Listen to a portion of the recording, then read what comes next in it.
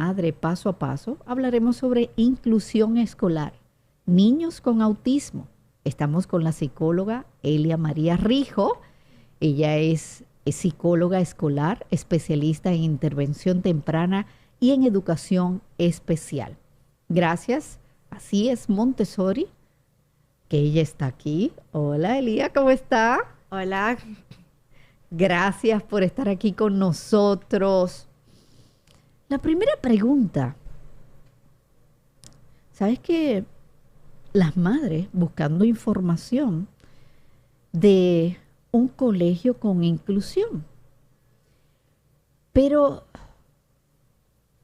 ¿qué necesita en realidad buscar esta madre a la hora de buscar un centro escolar para su niño con condición del espectro autista? Sí, antes que nada sería definir lo que sería la inclusión escolar o la inclusión educativa. Excelente. Nosotros somos un colegio, el CIES Montessori, que tiene una visión de educación inclusiva. Y ahí nosotros trabajamos niños con condición y sin condición. Excelente. Quiere decir que no somos un colegio de educación especial, un colegio especializado en algún tipo de discapacidad, sino que abordamos todo tipo del contexto del niño. Y dentro de todos esos recursos vemos las necesidades que tiene cada niño, al igual que contamos con sus estilos de aprendizaje y también sus ritmos de aprendizaje, que eso es lo que vincula todo ese proceso integral de lo que es el niño y de cuáles son sus necesidades, para poder partir de qué colegio el niño necesita o qué cosas el niño necesitaría en ese colegio. Tenemos que ver qué ese colegio nos puede dar. Entonces, por eso nosotros en el CIES Montessori lo que tenemos es una oferta académica que se basa en la independencia, que se basa en ese niño, pero en su futuro y en su vida adulta. Por eso nuestro lema es que educando con amor, pero para el futuro. Excelente. Y para el futuro es ese niño que sea independiente y que sea funcional dentro de su condición o sí su condición. Excelente. Mira qué bien. Entonces, a la hora de que esta madre con un niño de la condición del espectro autista, ustedes tienen que ver el nivel de autismo y qué necesita este niño. Exacto, cuáles serían las necesidades específicas que tiene ese niño y también cuáles serían esos ajustes curriculares que se necesita hacer, ya sea dentro del aula, ajustándolo a su programa individualizado. ¿Por qué? Porque hay muchas veces que dependiendo de la necesidad que tenga ese niño, lo primordial sería abordar la parte social o la parte del lenguaje o la parte psicomotora. Entonces, dependiendo de todo ese conjunto del niño que se hace una evaluación psicopedagógica, se evalúa cuál es esa necesidad vital que tiene y cuáles serían las otras cosas que podemos llevar a cabo para que ese niño avance, para que no se quede solamente en la necesidad que tiene mi niño.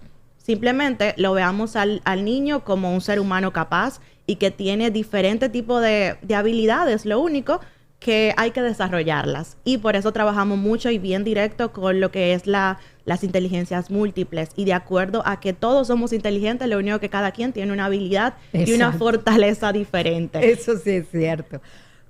Con condición o sin condición. Y sin condición. Es increíble esto, pero es cierto.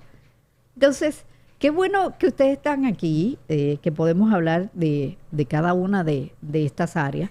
Y me gustaría que tú también nos dijeras cómo está formado el equipo para atender a estos niños. Porque las personas han escuchado de profesores sombra. ¿De qué trata una profesora sombra?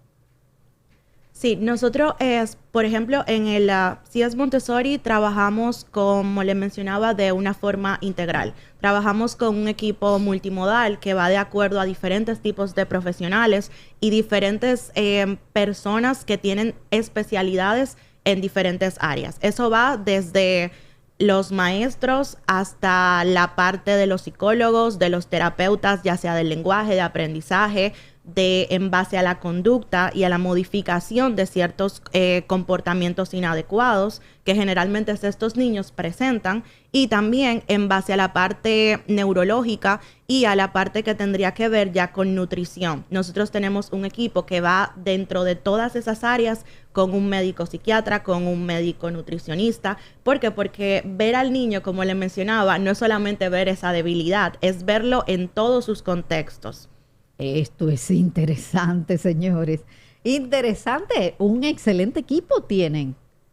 Así es. Porque ahora mismo cualquier madre pensará, ¿y por qué?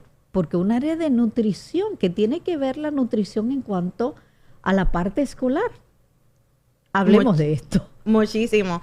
Se han determinado investigaciones científicas que hay muchos tipos de alimentos que sí tienen algún tipo de marca en lo que sería el comportamiento y en lo que son algunas tendencias que se relacionan con diferentes tipos de estos niños. Entonces, por eso es ideal que se mantenga no solamente una nutrición balanceada, sino que se lleve a cabo un proceso nutricional correcto, porque hay veces que nosotros vemos en esas loncheras loncheras que serían solamente papitas, refresco, chocolate, galleta de chocolate. Entonces, solamente eso a un niño sin condición también le afecta. Pero imagínense todo lo que agregamos a un niño que tenga una condición per se, el hecho de tener alimentos que no están bien balanceados.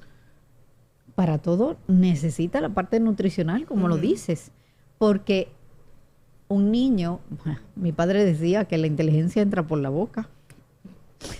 Y volvemos, un niño con condición o sin condición. Entonces, ustedes tienen este punto tan importante, la parte de nutrición, para saber a estos niños con condición que necesitan, porque hay alimentos que detonan ciertos comportamientos. Y esto es importante saberlo, porque muchas veces el niño puede mejorar analizando algunos de estos alimentos que son los que atrasan, son los que lo ponen más alterado al niño. Y entonces un niño alterado no va a tener vamos a decirlo así, la condición para poder entender. Así es. Y hablemos de la parte de psiquiatría. Sí, nosotros también contamos con una médico psiquiatra, y al igual con todo el equipo que tiene que ver ya con neurólogos que van de acuerdo, cada quien elige el doctor que tenga mejor afinidad, pero sí sabemos que en esa misma relación que trabajamos con ellos, es muy importante que todo el equipo esté siempre conectado con los psiquiatras, con los neurólogos, porque todo va de la mano. A la hora de una madre tocar las puertas de si es Montessori, lleva una evaluación ante el niño o lleva información del colegio que estaba hacia ustedes, información también de sus médicos. Sí, las dos cosas. Se han presentado casos donde se lleva simplemente la información del colegio anterior, y hay otros casos que sí se debe de llevar por la necesidad y por las características ya de todo el caso clínico del niño, que es necesario que se lleve todo el registro médico, psiquiátrico, neurológico, y así se hace completa la evaluación psicopedagógica. Pero hay en otros casos que solamente con la información y el registro del año escolar anterior, si ha estado escolarizado, con eso basta. Como que depende de caso a caso. Nosotros tratamos nuestros casos de particulares. Y por eso nuestra educación se caracteriza por ser personalizada. Tenemos eso como detalle de que cada niño lleva un programa adaptado a su necesidad, pero es algo que solamente se maneja entre el equipo y entre los padres. Hay una pregunta que te hice fuera del aire y te dije, sí. ¿Hay cupos? Entonces me dijiste, bueno, depende el grado donde esté el niño, porque ustedes trabajan X cantidad por salones de clase. Entonces hay que ver esa madre que ahora mismo está escuchando el programa, que tiene a su niño con autismo, saber en qué nivel y ustedes ver el proceso del cupo de este niño. Exacto, en nuestros cursos no pasan de 10 a 12 niños por aula. Excelente. ¿Por qué? Porque nosotros entendemos que para responder a las necesidades de cada uno, tenemos que prestar atención a cada uno. No tener un salón lleno de 40 niños que realmente serían lo que vamos a responder solamente a 2.